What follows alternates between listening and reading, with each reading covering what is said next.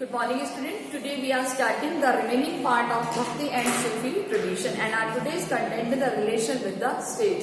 यानी कि किस तरीके से साउथ इंडियन की जो ब्रांचेस थी उनको अदर स्टेट के साथ रिलेट किया गया और ये साउथ में एक्सपेंड हो गई, and which was the challengeable in front of them, यानी इनके सामने कौन कौन से रिलीजन चैलेंजेबल थे. आप सबको पता है कि there was a two branches, Jainism and the Buddhism, which was the most dominant on that time. From which century to which century? 6 to 11 century, 6 से 11 सेंचुरी तक. हालांकि इनको अपना अस्तित्व बनाने के लिए 14th सेंचुरी तक क्राइसिस करना पड़ा था, क्योंकि जब हम आगे वाले कंटेंट में देखेंगे ना 14th सेंचुरी में विजयनगर एम्पायर, तो तब तक इनको बहुत ज्यादा क्राइसिस करना पड़ा था.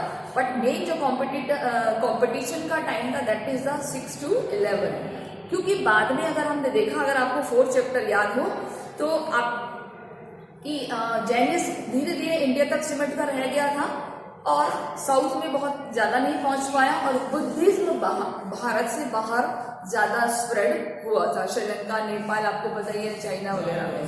क्लियर? तो अब जो साउथ का रिलीजन था ये साउथ में बहुत अच्छे तरीके से स्प्रेड हो गए. एक और आपको जैसे कल बताया था दैट इज कि कुछ डायनेस्टीज जो चीफडम्स थे, कौन कौन से चीफडम्स थे? Chola. Yes.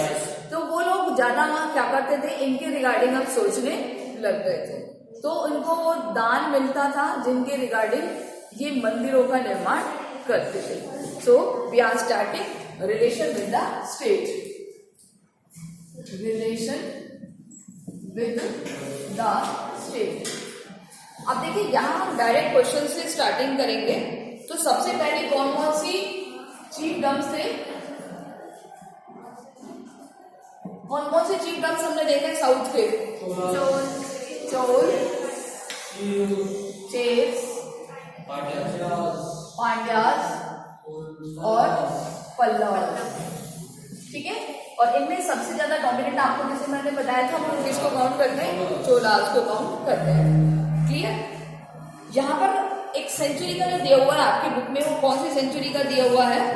That is to the first millennium, यानी कि 6th सेंचुरी से 9th सेंचुरी तक. 6 to 9 सेंचुरीज, 6 से लेकर 9 तक. यानी स्टार्टिंग का वो ईयर था जब रिलीजन स्प्रेड हो रहे थे, और आपको पता ही है कि उस टाइम पर जो बुद्धिज्म और जैनिज्म ऑलरेडी था, तो इनके बीच में एक क्या बोलते हैं, एक डिबेट काइंड ऑफ हुआ था. डिबेट यानी अपने अपने रिलीजन को लेकर के क्लैशेस. किस किस में? जैनिज्म में भी चल रहे थे, बुद्धिज्म में भी चल रहे थे, उधर वो ब्राह्मणवाद वाला भी चल रहा था. 4th चैप्टर में आपने देखा होगा ना. उसके बाद हम देखेंगे कि अब ये साउथ की भी ब्रांच आ गई, तो साउथ के लोगों के साथ भी इनके क्लैशेस होने लग गए थे. तो यहाँ हमने क्वेश्चन प्रिपेयर किया है कि main reason for the Jainism और Buddhism oppose the south culture. South culture को लोग इतना ज्यादा अपोज करते थे कि जैनिज्म और बुद्धिज्म को ज्यादा फेवर करते थे. तो इसका एक ही लाइन में आंसर आएगा कि जब बुद्धिज्म और Jainism had been the prevalent in the region of several countries, क्योंकि बुद्धिज्म और जैनिज्म क्या था, बहुत सारे पार्ट में स्प्रेड था. And the drawing support from the merchant and artisans. किसको सपोर्ट मिलता था? Support from merchant and artisans. Artisans बोले तो जैसे कोई ना कोई किसी चीज में बनाने में एक्सपर्ट होते हैं, चित्रकार, आर्टिसंस, कारीगर जिसको कहते हैं. ये किसको सपोर्ट करते थे? बुद्धिज्म और जैनिज्म. किसको सपोर्ट करते थे ये साउथ को क्यों सपोर्ट नहीं करते थे? साउथ का जो रिलीजन थे अलवार्स और नैनार्स की, नए नए आए थे, यानी कि शिव और विष्णु की जो भक्ति शुरू हुई थी वो नई नई शुरू हुई थी. ठीक है. हालांकि उनका वेदों में मेंशन किया हुआ है, उनका जिक्र आया है, बट नॉट प्रॉपरली. उसके बाद उन्होंने जैनिज्म और बुद्धिज्म को फॉलो करना शुरू कर दिया था. तो जितने भी जो रूलर्स थे उस टाइम के, जितने भी जो पर्सन्स थे, मर्चेंट हैं या आर्टिशंस हैं, वो सब किसको ग्रांट करते थे? जैनिज्म को और बुद्धिज्म को ग्रांट करते थे। ग्रांट करना मतलब डोनेशंस प्रोवाइड करना। So one of the major themes of the Tamil Bhakti hands the poets opposition of Buddhism and Jainism। इसीलिए जो तमिल्स के पोइटर्स थे, तमिल के लिखने वाले जितने भी लोग थे, उन्होंने किसको अपोज करना शुरू किया है? जैनिज्म को और बुद्धिज्म को। It is particularly marked in the composition of Nayanars. और सबसे ज्यादा किसमें मिलता है हमें इनका पोजिशन? नैनार्स की कंपोजिशन में। किसमें मिलता है? और नैनार्स किसके डेवोटी थे? किसके भक्त थे नैनार्स? शिव के। Very good, clear.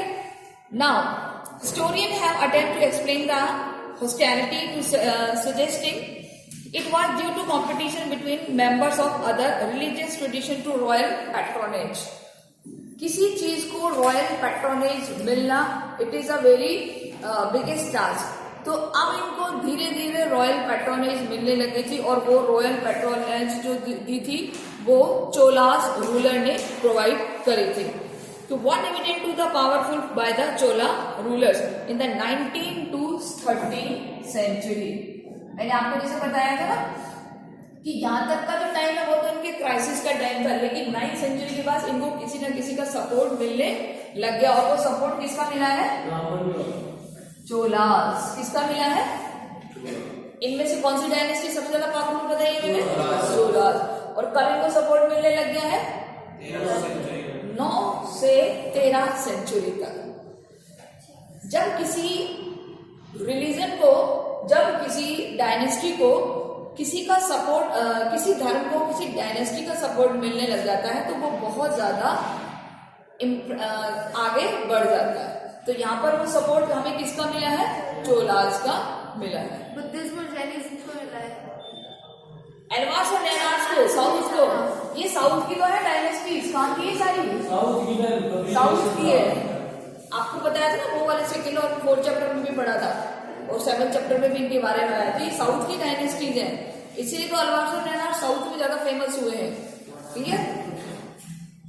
The supported to the Brahman Bhakti tradition, making land grants and the constructing temples from Vishnu और शिव। धीरे धीरे अब इनमें क्या बढ़ने लग गया? क्या बढ़ने लग गया? तो अब यहाँ क्या प्रिपेयर करेंगे? The role of Cholas. किसका रोल पढ़ेंगे हम? चोल डायनेस्टी का। किसको सपोर्ट किया हम लोगों ने? अल्वार्स और नैनार्स को। दूसरा support they grant the land. सबसे पहले हम क्या लिखेंगे? दे ग्रांट द लैंड, यानी वो जमीन को दान में देते थे। फिर उसके ऊपर क्या बनवाते थे? टेम्पल्स बनवाते थे। और वो टेम्पल भी किसके होते थे? विष्णु और शिव के। तो इसका मतलब वहां पर किसको प्रोटेक्शन मिल रही है? अल्वार्स और नैनार्स को। वो कोई जैनिज्म को बुद्धिज्म को सपोर्ट नहीं कर रहे, वो किसको सपोर्ट कर रहे हैं? अल्वार्स और नैनार्स को। Some of the most magnificent Shiva temple, including those at the Chidambaram, Tanjavur and the Gangaikonda ये तीनों नाम आपको याद रखने हैं। तीनों शिव के बहुत बड़े टेम्पल हैं जो कि चोला रूलर्स ने बनाए हैं। ब्राह्मण्स को भी सपोर्ट करते थे।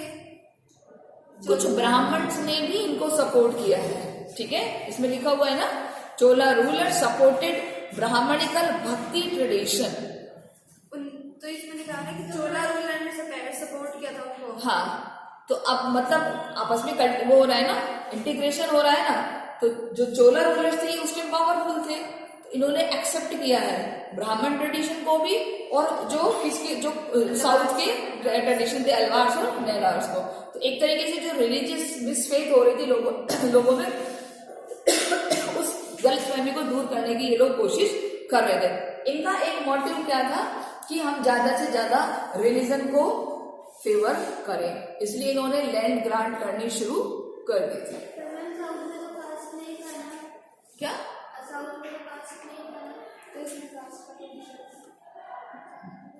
पहले ब्राह्मण जो थे ना वो कास्टिज्म करते थे, फिर अल्वार्स और नैनार्स ने क्या करा? उनके खिलाफ आवाज उठाई कि कास्ट नहीं होना। लेकिन सारे ब्राह्मण ऐसे थे कि जो बिल्कुल अपोज करते थे, कुछ ब्राह्मण ऐसे थे जो सबको मिलाकर लेकर चलते थे। तो उनमें से जो कुछ ब्राह्मण है उनको सपोर्ट किया चोलास रूलर ने, ठीक है। ऐसा नहीं है कि जो एक बार मना कर दिया तो वो मना ही हो गया, वो धीरे धीरे सिस्टम। आज देखो, आज तो कोई किसी भी उसको मानता ही नहीं ब्रांच को, ठीक है। अगर देखें तो आज भी ऐसे रिजिड पर्सन है जो एक दूसरे को अपोज करते हैं, लेकिन कुछ ऐसे लोग भी हैं जो किसी चीज को मानते ही नहीं है, वो सब एक जैसे होकर के चलते हैं। उनके लिए कोई रिलीजन, कोई एक पर्टिकुलर ब्रांच इंपॉर्टेंस ही नहीं रखती। तो ये वही सिस्टम है कि किस तरीके से एक हमारा जो डिवोशन है अदर्स के प्रति एक तरीके से को एग्जिस्टेंस में आया। क्लियर। अब बाद में तो ब्राह्मण्स में देखेंगे, इनको हेल्प भी करी है ब्राह्मण्स ने, ठीक है। अब यहाँ पर हम देखेंगे कि चोलास के क्या रूलर्स, क्या कंट्रीब्यूशन है, क्या क्या कंट्रीब्यूशन दिखेंगे। ब्रांच के लिए टेम्पल्स बिल्ड करवाए यस। कहाँ पर उन्होंने कौन कौन सी जगह है जहाँ पर उन्होंने मंदिर बनवाए शिव के।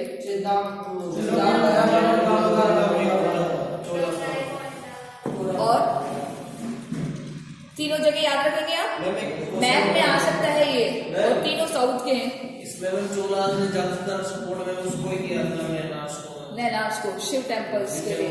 पाराकांग फर्स्ट आएगा इसमें। कौन सा चोला रूलर था जिसने सबसे ज्यादा इसको स्प्रेड किया है? पारांतक फर्स्ट। अभी लिख के बताऊंगी, वो भी अभी आएगा आपके। क्लियर है। सो तीनों नाम याद रखते। वो constructed the period when some of the most spectacular responsibility representation of Shiva and bronze sculpture were produce. Clearly the visions of Nayanars inspired artist. अब देखिए, जो ये चोला रूलर्स हैं मंदिर बनवा रहे हैं, उसमें स्टेच्यूज लगवा रहे हैं। स्टेच्यूज मतलब मूर्तियां। किसकी लगवा रहे हैं? शिव की। और उससे कौन इंस्पायर हो रहा है? आर्टिशंस। क्या हो रहे हैं? अब जो आर्टिशंस जो किसको डोनेट करते थे, अदर्स को डोनेट करते थे, अब वो कहीं ना कहीं उनके मन में भी एक दूसरे रिलीजन के प्रति फीलिंग आ रही है कि ये भी एक रिलीजन है, तो वो शिव के प्रति, विष्णु के प्रति भी अपनी फीलिंग्स को रखने लग गए, डेवोटी बन गए। So both Alvars and Nayanars were revered by the Vellala peasant. कौन से एरिया के पीजेंट ने इनको सबसे ज्यादा रिगार्ड किया है? और वह है वेल्लाला। वेल्लाला आप यहां लिख सकते हो, पीजेंट्स कम्युनिटी साउथ की, जिन्होंने किसको रिगार्ड किया है? अलवार्स और नैनार्स। क्या? ये जगह का नाम है वेल्लाला, ठीक है। कहां के पेजेंट्स? वेल्लाला के पेजेंट किसको सपोर्ट कर रहे हैं? अलवार्स को और नैनार्स को। क्लियर? अंडरलाइन कर लीजिए, सर्कल कर लीजिए। ये क्वेश्चन थोड़ा अलग है, आपसे पूछा जा सकता है कि which area given to the more respect Alvars and the Nainas community. Clear? So not surprisingly, rulers tried to with the support of wealth. The Chola king, for instance, often attempt to claim divine support or proclaim their own power and statues by building splendid temples that were adorned with the stone, metal sculpture, and recreate the vision of these popular saints who sang the language of the people. देखिए, चोला ruler ने ना केवल मंदिर बनवाए, मंदिरों में मूर्ति लगवाई, artisans को एनकरेज किया, बल्कि इन्होंने क्या किया है? जो भी पोइट संत हुए हैं, जिन्होंने सरल भाषा में लोगों के लिए कविताएं लिखी हैं, उनके भी स्कल्पचर बनाए जाने लगे। कौन सी ब्रांच के संत के? नैनार्स के। और कौन बनवा रहा है? चोला रूलर। तो आपको जैसे कल बताया था मैंने कि कौन से वो 4 संत है जिनकी मूर्तियां बनाई गई हैं? अपार, समुद्र, सम्रार और कराईकल अवैया। तो देखो, जब आप भगवान को पूज रहे हो तो भगवान की जो भजन गा रहा है उसकी भी आप स्टेचू लगा रहे, तो लोगों के अंदर फीलिंग आएगी नहीं आएगी रिलीजन के रिगार्डिंग? कि भाई अभी तक तो आप शिव भगवान की मूर्ति ही स्टेच्यूज ही लगवा रहे थे, अब उनके लिए जो भजन लिखे हैं, जिन उनके लिए जो दोहे लिखे हैं, कविताएं लिखे हैं, आप उनका भी स्टेच्यू बना रहे हो। इसका मतलब चोला रूलर सबसे ज्यादा किसको डोनेट कर रहे हैं? नैनार्स को। शिव भक्त जो थे, शिव डिवोटीज जो थे, उनके लिए वो बहुत ज्यादा वर्क कर रहे हैं। क्लियर? क्योंकि उन्होंने कौन सी भाषा में गाया है? तमिल। ऐसी भाषा जो साधारण लोगों को समझ में आ सके। ठीक है, लिखा हुआ ना, the language of the people. Language of the people in the sense सरल भाषा में, जो लोग इजीली अंडरस्टैंड कर सके। किसको गाया? तमिल्स के जो शिव जी के जितने भी भजन थे, जितने भी दोहे कविताएं थी, जिनको हम किस नाम से जानते हैं? Tevaram. Very good. So those kings also introduced the singing of Tamil Shiva hymns in the temples under royal patronage. किसके भले से नैनास ब्रांच ज्यादा फली फूली? चोला रूलर्स। ठीक है, तो रॉयल पैट्रोनेज का मतलब यहाँ पर चोला रूलर्स ने उनको क्या दिया? अपना अधिग्रहण, अपना संरक्षण। Clear? To take initiative the collect the organise them into text Tevaram. कल आपको ये वाला क्वेश्चन भी कराया था, क्या होता है ये? Tevaram, collection of poems of Shivas by Nayanars. उसको क्या कहा गया है? क्या कहा गया है उसको? तवरम। ठीक है। Further inscriptional evidence from the around 945 suggests that Chola ruler Parantaka first, underline कर लीजिए, पारांतक फर्स्ट कौन है ये? ये है जिसने सपोर्ट किया था। ये है चोला रूलर, इसने सबसे ज्यादा किसको हेल्प की है? नैनार्स को। क्लियर? जिसने 4 स्टेच्यूज बनवाए हैं, जिसने मंदिर बनवाए हैं, जिसने तवरम को कलेक्ट करने के में हेल्प करी है अराउंड 945। क्लियर? क्या 945 क्या है? क्या है ये? मंदिर, सेंचुरी है ये, इसमें सी नहीं लिखा हुआ बस। ठीक है, क्या? अरे सेंचुरी है ये। नो मैम, मैं ये बात कर रहा हूँ, प्रांत फर्स्ट में मैं 3 तो टेंपल बनवाए हैं, कौन सा नाम है ये? गैगई कोंड चोलपुरम, गैगई कोंड चोलपुरम। ठीक है, 3 ही जगह के नाम है ये। यहाँ पर बहुत सारे मंदिर बनाए इन्होंने। क्लियर? ये साउथ के शहर हैं बड़े बड़े, आंध्रा के, कर्नाटक के, तमिल के। Clear? Parantaka first constituted metal images of Appar, Sambrar and the Sundarar in Shiva temple। कल पूछा था क्वेश्चन, आगे तीनों नाम और चौथा नाम उसमें जो ग्लॉसरी में दिया हुआ था किसका दिया था? अमाल्यार का। क्लियर?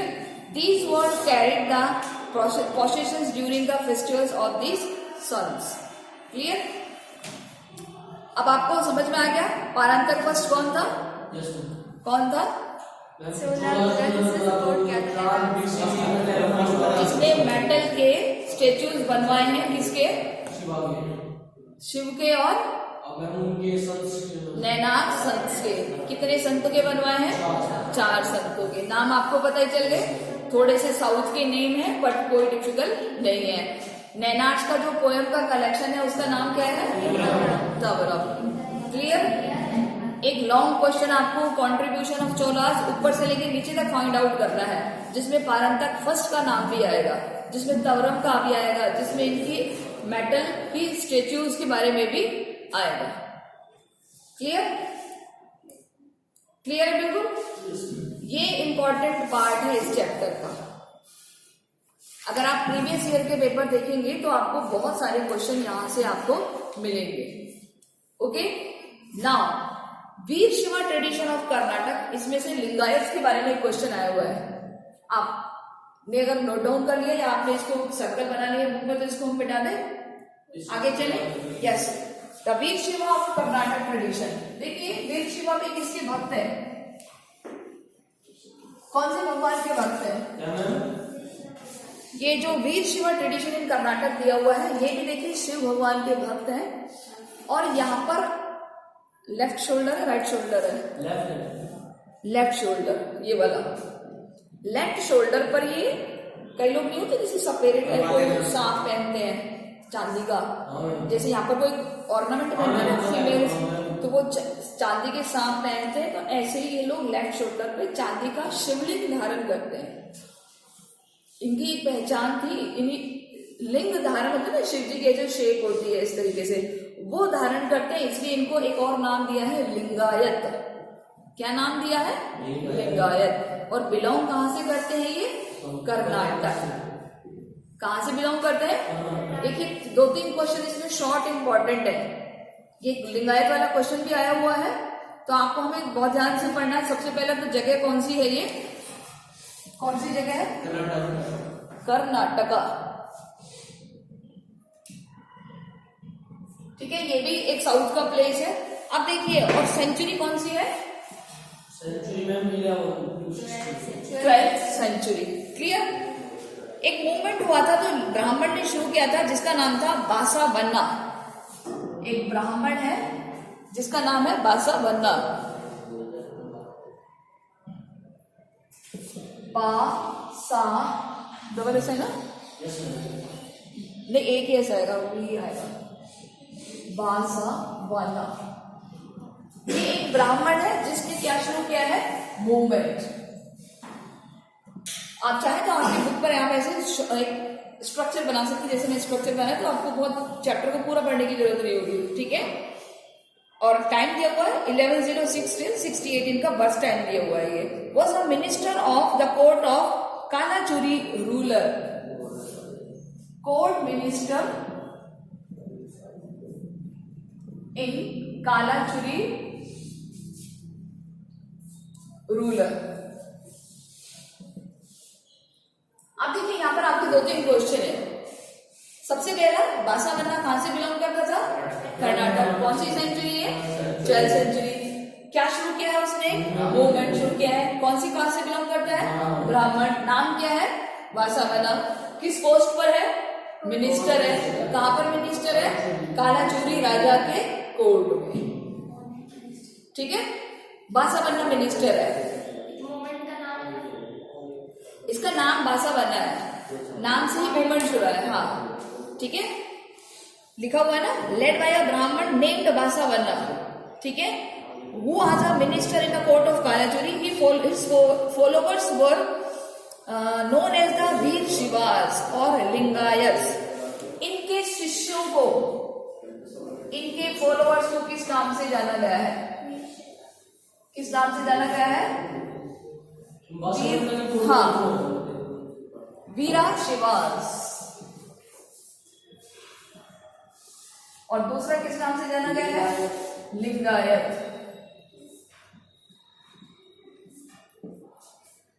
एक ही नाम है ये, यानी कि ये किसको रिप्रेजेंट करते हैं? भगवान शिव को। किसको रिप्रेजेंट कर रहे हैं ये?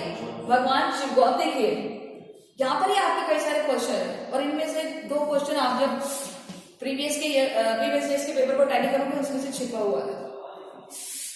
Who were Lingayats? followers of बासा बन्नास।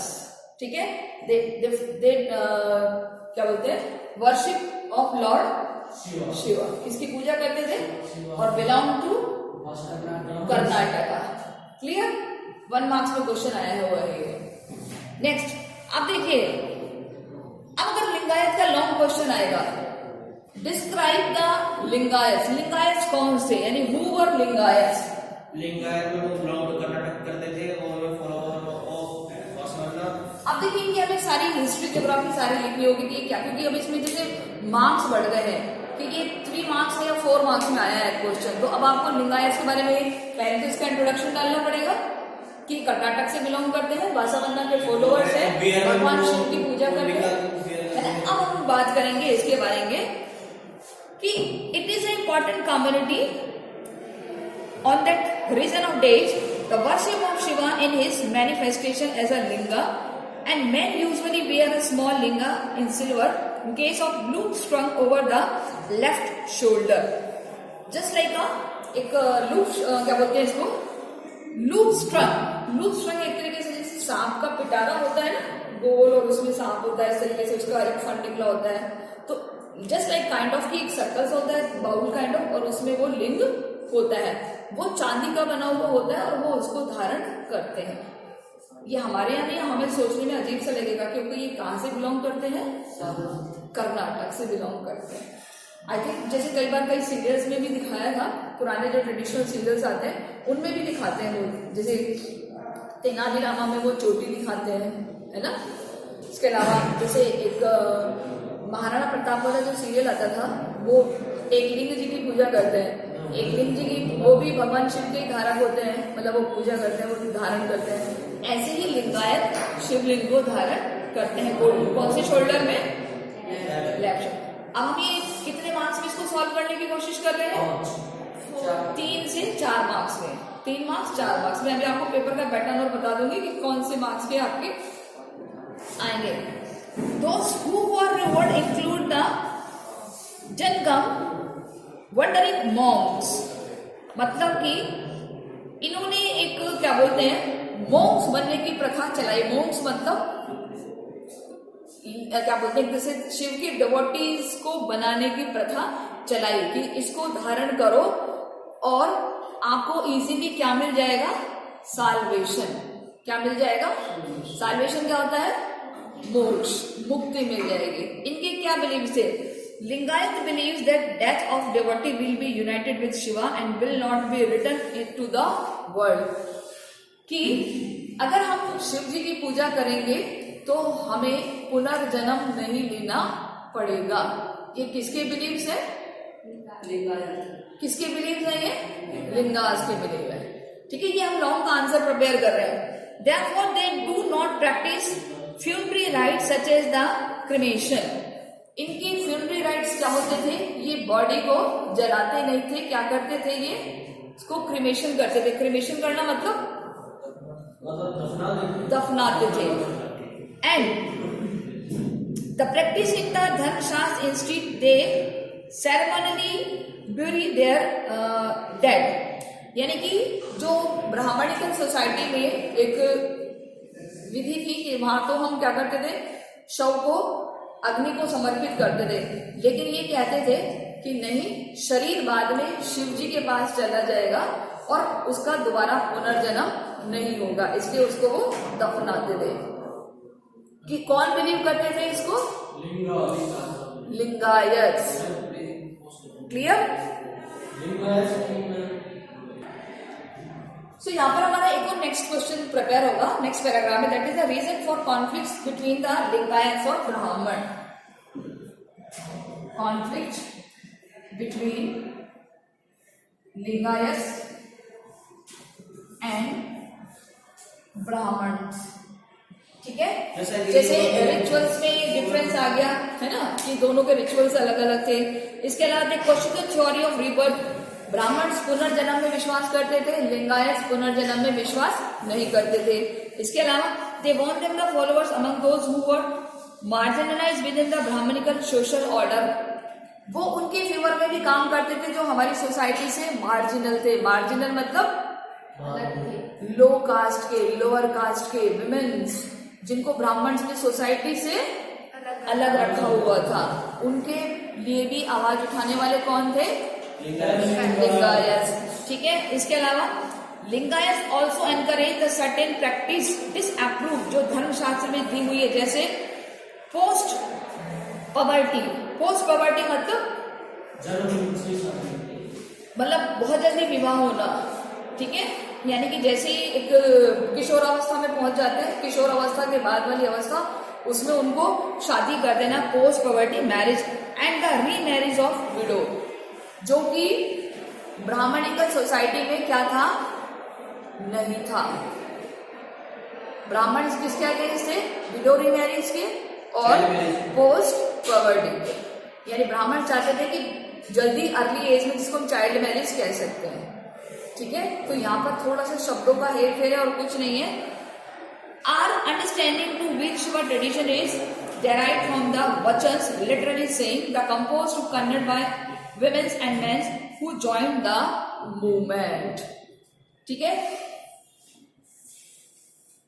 एक चीज इन्होंने जो लोगों को दी है दैट इज द वचन्स, यानी vachanas it is a collection, you मान लीजिए एक इन्होंने अपने उपदेशों को वचन के नाम से रिप्रेजेंट किया है, जो सबके लिए थे, सोसाइटी के हर क्लास के लिए भी थे, विमेन्स के लिए भी थे। सोसाइटी के लिए इन्होंने जो भी कुप्रथाएं थी, सोशल इविल्स थी, जो ब्राह्मणिकल कस्टम्स में अवेलेबल थी, उन्होंने उसका अपोज किया है। क्या क्या सिस्टम को इन्होंने लॉन्च किया है? विडो रीमैरिज और post poverty. Post poverty in the sense कि जब बच्चे की एक एज हो जाती है ना मैरिज की, या मान लीजिए आफ्टर अडोलसेंट एज, उन्होंने इनको प्रमोट नहीं, चाइल्ड मैरिज को तो उन्होंने कहा था ब्राह्मण निकल है, ठीक है, कि जल्दी शादी कर दो और विधवाओं का पुनर्विवाह नहीं होना चाहिए।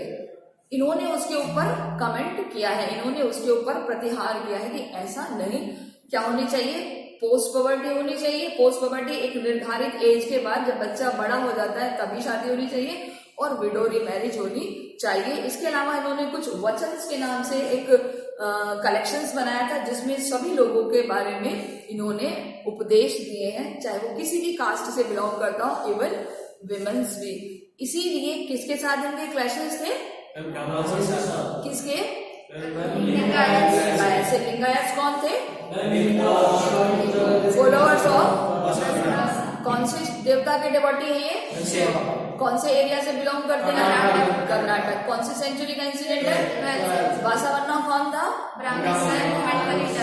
कौन से राजा के दरबार में? कालाचूरी राजा के दरबार में एक मंत्री था। अब आपके सामने एक सिनेरियो आ गया, और ये कौन से शोल्डर पर पहनते थे? लेफ्ट शोल्डर पर। क्या पहनते थे? Silver case. क्लियर? समझ में आ गया इनकी क्या क्या आइडियोलॉजी थी, क्या क्या इन्होंने सोसाइटी में रिफॉर्म्स किए हैं, किस किस बात पर इनका कॉन्फ्लिक्ट हुआ है। So that's students enough for today. So we will meet in the next video. Till then, take care. Goodbye.